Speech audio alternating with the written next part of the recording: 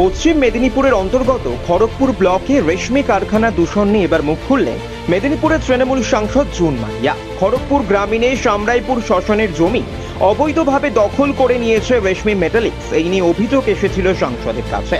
তাই রবিবার সামরাইপুরের এলাকা পরিদর্শনে এবং মানুষের সঙ্গে কথা বলতে পৌঁছে যান সাংসদ জুন মালিয়া। তবে সাংসদ জানান, যারা অভিযোগ করেছিলেন সেই সময় আমি সাংসদ ছিলাম না। পাশাপাশি সরে জমিনে এলাকা পরিদর্শনের পর মনে হয়েছে শ্মশানের জন্য যথেষ্ট পরিমাণে জায়গা এখনো রয়েছে। রাস্তাঘাটের বিষয়ে কথা বলতে হবে, তবে বাউন্ডারি ওয়াল যেটি ছিল তা রেশমি মেটালিক্স করে দেবে বলেছে। আমি গ্রামের মানুষকে সঙ্গে নিয়ে সম্পূর্ণ এলাকা ঘুরে দেখলাম, তাতে করে শ্মশানের যে জায়গা সংরক্ষিত রয়েছে কোনো সমস্যা হবে না। কি বলছে না বলছে that I am not bothered, but what I got bothered seeing what she said যে কোম্পানি জোর করে শ্মশানটা করেছে। তো এনারাই বলছেন, গ্রামবাসীদের সঙ্গে আমার কথা বলার ছিল যে আসল ব্যাপারটা কি।